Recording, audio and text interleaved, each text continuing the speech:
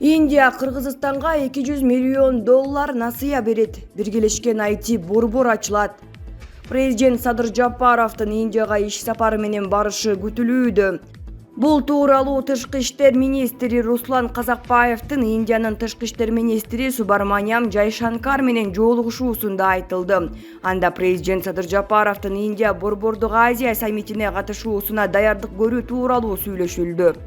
Жапаровдун Индияга сапары 2022 жылдын январында ишке ашат.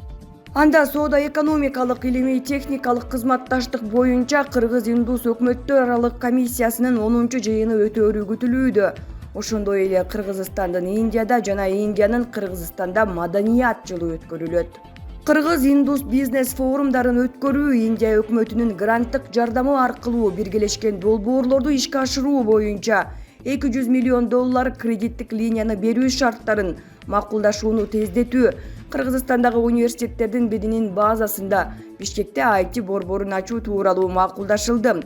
Министрлер аскердик техникалык кызматташтыкты кеңейтүүгө байланышкан маселелерди талкуулашты. Булак Марал ФМ чекиткейже. ЮВВ Кыргызстандын балбан кыздарын 5 мыкты команданын катарына кошту. Кыргызстандын аялдар күрөшү боюнча курама командасы 2021 жылдын жыйынтыгы боюнча бириккен күрөш дүйнөсү тарабынан эң ийгиликтүү командалардын бири деп табылды. Спорттук уюм узаган 2021 жыл ичиндеги эң мыкты командалык көрсөткүчтөрдү жарыялады. Роликти ЮВВ уюмунун YouTube каналынан көрүүгө болот. Тизмеге жалпы жолунан 5 команда кирди. Анын курамындагылар эл аралык беттештерде эң жогорку көрсөткүчтөргө жетишкен. Кыргызстандын кыз-келиндер күрөшү боюнча курама командасы дүйнөлүк спорттук аренада чоң ийгилик жаратты. Норвегиядагы дүйнө чемпионатында команда 3 медаль алды. Анын 2 алтын деп айтылат роликте. Япониянын аялдар күрөшү боюнча командасы тизменин лидери болду. Экинчи орунга Россиянын эркин күрөш боюнча курама командасы илинди. Үчүнчүдө Украинанын балбан кыздары болсо, 4-чү орунду Кыргызстандын командасы ээледи. Ал эми 5-чи сапта Ирандын грек-рим күрөшү боюнча командасы турат. Белгилей кетсек, Норвегиядагы дүйнө чемпионатында Айсулуу Тыныбекова менен Мерим Жуманазарова алтын, Айпери Медет кызы коло медаль тагынган. Булак Спутник чекиткейже. TikToktун айынан канчалаган жаш үй бүлөлөр ажырашууга барып жатат. Ортодо канчалаган жаш балдар жетим калып жатат. Азыр жаш келиндер эле эмес, TikTokко көчөдө калган аялдардан айырмасы калбады. Азыр мугалимдер окуучу балдар эмес, жаш ата-энелерге тарбия бере албай, мээси чарчап атат. Керек болсо мугалимдер жаш ата-энелер үчүн энелер деген мектеп ачып койгон. Көп көрөмүн баласынын көзүнчө жылаңач эне TikTokто отурат. Ушундай энеден кантип тарбиялуу бала чыксын? TikTokто көп жаш кыздар тарбияланып, кайнененин жөнөкөй сөзүн көтөрө албай, 3-4 баласын таштап күйөөсү менен ажырашкандардын саны көбөйдү. Мектеп окуучулары 100% TikTokто отурат. Ал TikTokто жаман уят нерселерди биздин бала чакабыз көрүп тарбия алып жатат. Ортодо балдардын тарбиясына зыян болуп атат. Мамлекет TikTokко окшогон үй бүлөгө зыян алып келген тиркемелерди жаап салсын. Илим билимгени. Гүлжигит Исаков. Азыркы Садыр менен мурдагы Садырдын айырмасы чоң. Аскар Акаев Кыргызстаныбыздын талкаланышына жол ачкан неме? Бул тууралуу жарандык активист Гүлжигит Исаков өзүнүн Facebook баракчасына жазды. Аскар Акаев Кыргызстаныбыздын талкаланышына жол ачкан неме? Акыркы маектеринин биринде тегин жашырбай ачык эле айтты. Раматылык патриот Насирдин Исанов жөн жерден киши колдуу болгон эмес. Кумтөр элге иштеши керек деген бекем жана улуттук позицияда болгон. Бул позициясы Кумтөрдү талагысы келгендерге жаккан эмес. Бриштейн деген неме Акаевди тегеректеп жүргөн. Насирдин Исанов табышмактуу жол кырсыгына учураганда Акаевдин санаалашы Бриштейн ошол бойдон Өзбекстан аркылуу качып кеткен. Садыр Жапаров Кумтөр боюнча жазган китебинде Аскар Акаевдин көптөгөн кылмыштарын ачык жазып жүрдү эле. Эми бүгүнкү күндө кайра Садыр Жапаровдун тушунда Аскар Акаев Кумтөр боюнча кайра акталып отурат. Эми суроо: биз Садыр Жапаровдун кайсы айтканына ишенишибиз керек? Аскар Акаев Кумтөр боюнча күнөөсү жок деп актап бергенинеби же Кумтөр темасын катуу көтөрүп жүргөндө жазган китебиндеги Аскар Акаевдин учурунда Кумтөр боюнча келишим элдин кызыкчылыгына туура келбегидей түрдө түзүлүп калган дегенинеби? Факттарга карасак, китепте жазганы туура болууда. Тилекке каршы азыркы садыр менен мурдагы садырдын айырмасы абдан чоң. Же садыр мурда эле азыркыдай болчу, болгону кумтөр темасын өзүнө пайдаланып, элге өзүнүн азыркы жүзүн эмес, кумтөр үчүн күйгөн патриот катары көрсөтө алган. Кумтөр боюнча отчет бериле элек, ким канча алтын чыгарып жатканы белгисиз.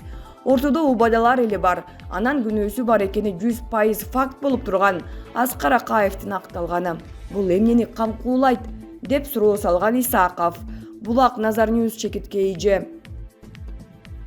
Орусия Ооганстандан кыргыз жарандарын эвакуациялады. Орусия Ооганстандан 18 декабрда эвакуацияланган 200дөй адамдын арасында өзүнүн жарандарынан тышкары оогандык студенттер жана Кыргызстандын жарандары бар экенин бул өлкөнүн коргоо министрлиги билдирди. Мекеменин сайтындагы маалыматка караганда 4-ч жолу уюштурулган аскердик транспорттук эвакуациялоого жалпысынан 3 учак тартылды. Ал учактар менен Ооганстандан борбору Кабулга азык-түлүк жана дары-дармектерден турган 36 тонналык гуманитардык жүк жеткирилип, кайра ошол жактагы орусиялык жарандар, Орусиянын жогорку окуу жайларында билим алган ооган студенттери жана кыргыз жарандары ташылып келди. Кабулдан 18 декабрда учуп чыккан учактар Тажикстандын Гиссар жана Кыргызстандын Кант аэродромдоруна май куйдуруу үчүн конуп, 19 декабрда Москва облусундагы Чкаловский аэродромуна жеткени маалымдалды. Кыргызстандын канча жараны эвакуация болгону тууралуу айтылган жок. Кыргыз бийлиги да азырынча маалымат бере элек. Ооганстанда өкмөттү башкаруу Талибан кыймылына өткөн кездеги башаламандык учурунда бул өлкөдөгү ондогон кыргызстандыктар эвакуацияланган.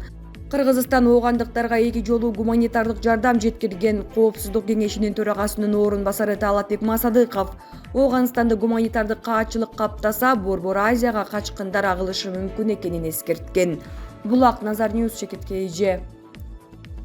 УКМК төрагасы Камчыбек Ташиев кызматтан кете турганын айтты.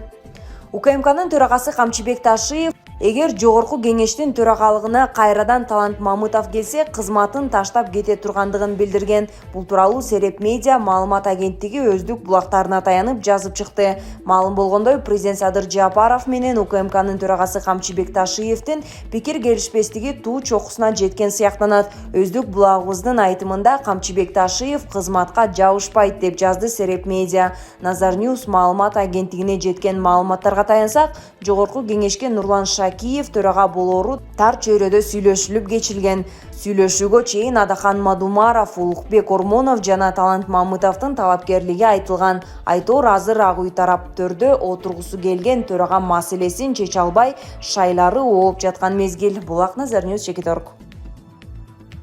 Мына убакыт келди, боштондук деп чыкпагыла. Убактылуу өкмөттүн айынан кырчындай уулдарыбыздан айрылганбыз. Бири атасын, агасын, инисин, жубайын, баласын жоготуп канга акшаган. Анын артынан канчалаган кыздарыбыз, энелерибиз кан жутуп боздогон. Убактылуу өкмөттүн мүчөлөрүнө кылмыш иши козголду. 2010 жылы убактылуу өкмөттүн башчысынын конституциялык реформа боюнча орун басары Өмүрбек Текебаев жана Улуттук коопсуздук мамлекеттик комитетинин төрагасы Кеңешбек Дүйшөбаев башкы прокуратурага сурак берди. Бул тууралуу Кеңешбек Дүйшөбаев Кактус чекит медиага билдирди. Анын айтымында сурак Ош Жалал Абад облусундагы Юнь окуясы боюнча болгон. Булак Назар Ньюс чекиткейже. Короодо ойноп жүргөн жеринен колу салган 7 жашар кызды иттер талап өлтүрдү. Усть-Каменгорскийде ит талап каза болгон кыздын жакындары окуя кандай болгонун айтып беришти, деп жазат Нукс чекит KZ басылмасы. Кайгылуу окуя Лесхоз айылында болгон. Кыз короодо ойноп жүргөн жеринен жолбун ит келип, ага кол салган. Короодо үйдүн ити бар болчу, бирок окуядан кийин ал жоголуп кетти. Кыздын ата-энеси шок абалда, дагы деле эстерине келе албай жатышат, деген маркумдун эжеси. Бул окуя интернет колдонуучуларынын арасында пикир туудуруп, ата-энелерди балдарын кароосуз калтырбоого чакырууда. 17 декабрда Чыгыш Казакстан облустук ички иштер башкармалыгы бул окуя боюнча иртиш РИИБи сотко чейинки иликтөө иштерин баштаганын билдирди. Тийиштүү соттук медициналык экспертизалар дайындалып, жагдайларды толук аныктоо үчүн зарыл болгон тергөө аракеттери жүргүзүлүүдө. Башка маалыматтар азырынча айтылбай турганы да белгиленди. Булак элдик чекит медиа.